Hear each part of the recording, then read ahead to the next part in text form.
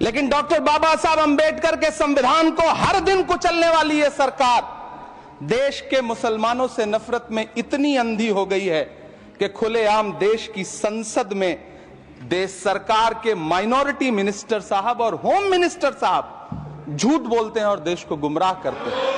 झूठ शब्द असत्य बोलते हैं। सरकार ने इस बिल का नाम उम्मीद रखा है। मंत्री जी, इनसे नागरिकता लेने के लिए 2000 व्यक्ति भी नहीं आए, जबकि इसके उलट इन्हीं की सरकार में पिछले 10 साल में 15 लाख से ज्यादा भारतीयों ने भारत की नागरिकता छोड़ करके दूसरे देश में जाकर के बस गए। यह हुआ उस कानून का अंजाम। के फायदे गिनाए जा रहे हैं, उसी तरह से किसानों को भी कृषि कानूनों के फायदे गिनाए गए थे, लेकिन अंजाम क्या हुआ? 700 किसानों की शहादत लेने के बाद सरकार को अन्नदाता किसानों के सामने घुटने टेकने पड़े और कृषि कानून हम ही को कातिल कहेगी दुनिया, हमारा ही कत्लेआम होगा। हम ही कुएं खोदते फिरेंगे, हम ही पे पानी हराम होगा। सभापति महोदय, सन 1947 में दिल्ली की जामा मस्जिद की तारीखी सीढ़ियों पर खड़े होकर के भारत रत्न मौलाना अबुल कलाम आजाद साहब ने कहा था कि मुसलमानों कहां जा रहे हो? यह है तुम्हारा मुल्क, यहां तुम्हारे आबाओ अजदाद की कब्रें हैं। उस वक्त मौलाना आजाद की ये सदाएं सुन करके लोगों ने अपने सरों की गठरियां उतार करके रख दी थी। आज उसी दिल्ली में मौजूद देश की संसद में एक बिल आया है जो हमसे उसी जामा मस्जिद की सीढ़ियों के सबूत मांगेगा, जो उन्हीं सीढ़ियों के पास अपनी कब्र में सोए हुए मौलाना आजाद को फिर से कब्र से सदा देनी पड़ेगी कि ये जो कब्र है वो मेरी कब्र है, ये किसी सरकार की जागीर नहीं है। सभापति महोदय, मैं जहां खड़ा हूं इसी संसद भवन के सामने सड़क के उस पार अपनी कब्र में सोए हुए भारत के पूर्व राष्ट्रपति फखरुद्दीन अली अहमद की कब्र है। शायद अब उस कब्र से भी सदाएं आए कि ये कब्र मेरी कब्र है, ये सरकार की जागीर नहीं है। सभापति महोदय, मैं वक्फ कानूनों में किए जा रहे संविधान विरोधी बदलावों के खिलाफ बोलने के लिए खड़ा हुआ हूं। संविधान का आर्टिकल 14 हो, 29 हो, 30 हो, चीख चीख कर कहता है कि देश में सब बराबर के हकदार।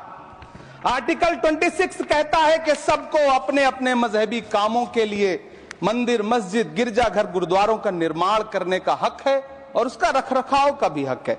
लेकिन डॉक्टर बाबा साहब अंबेडकर के संविधान को हर दिन कुचलने वाली यह सरकार देश के मुसलमानों से नफरत में इतनी अंधी हो गई है कि खुलेआम देश की संसद में देश सरकार के माइनॉरिटी मिनिस्टर साहब और होम मिनिस्टर साहब झूठ बोलते हैं और देश को गुमराह करते हैं। झूठ शब्द असत्य बोलते हैं। सरकार ने इस बिल का नाम उम्मीद रखा है। मंत्री जी, कल से इसे देश के मुसलमानों के लिए नई उम्मीद बता रहे हैं। नहीं मंत्री जी, न तो यह बिल मुसलमानों के लिए नई उम्मीद है और न ही उम्मीद की नई किरण। सभापति महोदय, भाजपा ने पूरे देश में वक्फ के नाम पर कई सारे झूठ फैलाए हैं। आइए आज उनकी सच्चाई पर बात करते हैं। वक्फ ट्रिब्यूनल को ऐसे बताया जाता है जैसे वक्फ ट्रिब्यूनल कोई मजहबी खाप पंचायत हो। सभापति महोदय, जबकि सच्चाई यह है कि वक्फ ट्रिब्यूनल भी तो सरकारी न्यायिक विभाग है जिसमें सरकार द्वारा नियुक्त जज होते हैं, जिसमें प्रशासनिक अधिकारी होते हैं, कहीं ऊपर से थोड़ी आ गए। सभापति महोदय, देश के गृह मंत्री जी ने इसी सदन में कहा कि वक्फ ट्रिब्यूनल के फैसले के खिलाफ कोई कोर्ट नहीं जा सकता, जबकि सच यह है कि वक्फ एक्ट 1995 की धारा 83(9) के तहत हाई कोर्ट वक्फ ट्रिब्यूनल के फैसले की न सिर्फ समीक्षा कर सकता है बल्कि उसे बदल भी सकता है। सच तो यह है कि वक्फ बोर्ड खुद अपनी जमीनों के लिए कई सारी कोर्ट में मुकदमे लड़ रहा है। सभापति महोदय, दिल्ली की जिन 123 संपत्तियों को लेकर कल माइनॉरिटी मिनिस्टर, होम मिनिस्टर साहब और अभी आदरणीय नेता सदन बात कर रहे थे, आइए उनकी सच्चाइयों पे भी बात करते हैं। 1911 में जब अंग्रेजी हुकूमत ने कोलकाता के बजाय दिल्ली को राजधानी बनाने का फैसला किया तो रायसीना हिल्स के चारों तरफ जो मुसलमानों की ढेर सारी जमीनें थी उनको एक्वायर किया गया और लुटियन को इसकी तामीर की जिम्मेदारी सौंपी गई। सेंट्रल विस्टा की तरह लुटियन जोन का मेगा प्लान तैयार हुआ, लेकिन उस वक्त के मुसलमानों ने उस वक्त की अंग्रेजी हुकूमत से अपनी इबादत गाहों को बचाने के लिए लड़ाई लड़ी। मामला ब्रिटिश गवर्नमेंट तक पहुंचा। तब यह तय हुआ कि वो जो धार्मिक स्थल हैं उन्हें जस का तस रहने दिया जाएगा। इंडिया गेट के बगल वाली मस्जिद हो, जाब्तागंज, सुनहरी बाग मस्जिद हो, पार्लियामेंट रोड वाली मस्जिद हो, ऐसी 123 संपत्तियों के मैनेजमेंट के लिए 1913 में मुसलमान वक्फ वैलिडेशन एक्ट बना और उसके बाद एक नया शहर बसाया गया जिसे लुटियंस जोन का नाम दिया गया। फिर 1943-45 के बीच एक और समझौता हुआ आजादी से पहले, उसके तहत काफी सारी वक्फ जायदादों को सुन्नी मजलिस औकाफ बनाकर उसके अंडर किया गया ताकि उसकी देखरेख की जा सके। गृह मंत्री जी 2 दिन से सदन में जो बात कह रहे हैं वो दरअसल 123 संपत्तियां उसी सुन्नी मजलिस औकाफ के तहत आती है। सभापति महोदय, आजाद भारत आजाद हुआ। आजादी के बाद भारत में 1954 में वक्फ एक्ट लागू हुआ, जिसकी धारा 9 के तहत 1964 में केंद्रीय वक्फ काउंसिल का गठन हुआ। दिल्ली की वही 123 प्रॉपर्टीज को 1970 में सर्वे गजट करके गजट नोटिफाई किया गया। इसके निपटारे के लिए पूर्व प्रधानमंत्री इंदिरा जी के द्वारा 1974 में एक बर्नी कमेटी बनाई गई। बर्नी कमेटी ने 1976 में इन 123 संपत्तियों को दिल्ली वक्फ बोर्ड की संपत्ति होने की रिपोर्ट सौंपी। उस रिपोर्ट के आधार पर 1984 में कांग्रेस सरकार ने उन 123 प्रॉपर्टीज को दिल्ली वक्फ बोर्ड को सौंपने का फैसला किया, जिसके खिलाफ विश्व हिंदू परिषद कोर्ट गई। मामला 2011 तक पेंडिंग रहा। फिर 2011 में कोर्ट ने सरकार को आदेशित किया कि इसका निपटारा करो। तब 2013 में तत्कालीन यूपीए सरकार ने दिल्ली की उन्हीं 123 जायदादों को बर्नी कमेटी की सिफारिशों के मुताबिक वक्फ बोर्ड के हवाले किया।